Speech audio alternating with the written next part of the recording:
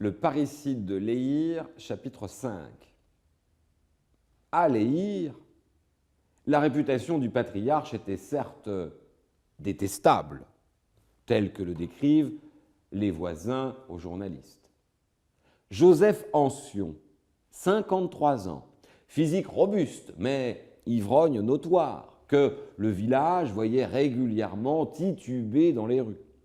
Ancion, aussi bête que méchant, lorsqu'il vociférait contre Bismarck, l'ancien chancelier impérial allemand, vainqueur de la guerre de 1870, lui qui avait combattu, c'est vrai, comme sergent à Gravelotte avant d'entrer à l'usine.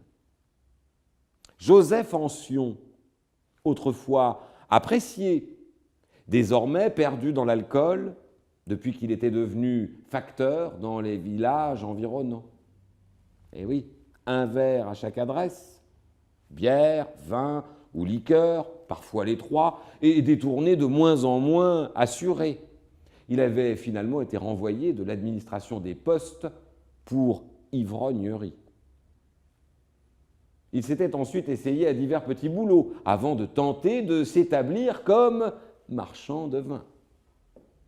Joseph Ancion, surtout, qui avait fait de son domicile de Léhir un huis clos étouffant, fait d'esclandres, de coups, de menaces et de complaintes avec sa femme et son fils. À chaque contrariété, Ancion répétait qu'il voulait tuer tout le monde, y compris lui-même. Le jour du meurtre, le dimanche 20 février, chez les Ancion, la journée avait pourtant été plus joyeuse qu'à l'accoutumée. Le frère de Titine, M. Marchal, sa femme et ses enfants étaient venus pour le déjeuner qui s'était déroulé sans heurts. Les bouteilles s'étaient enchaînées dans une égale bonne humeur. Vers 17 heures, Charles Ancion et sa mère avaient raccompagné l'oncle, la tante et les cousins à la gare. Ancion, père, qui cuvait, avait préféré rester à la maison.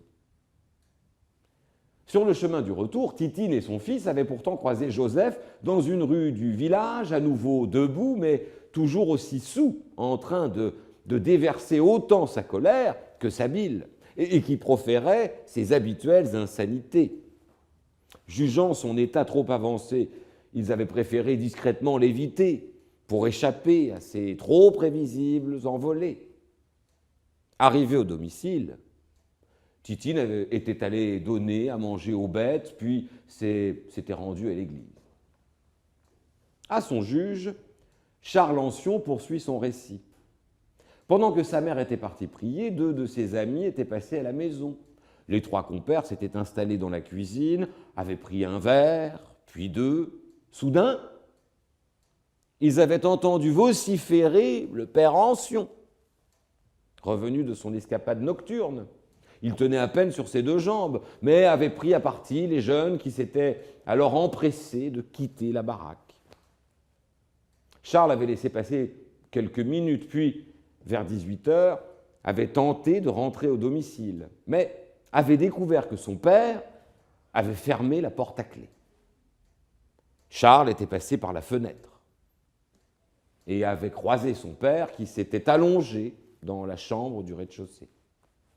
Le fils avait alors allumé une lampe. À ce moment-là, raconte-t-il au magistrat instructeur, à ce moment-là, son père avait bondi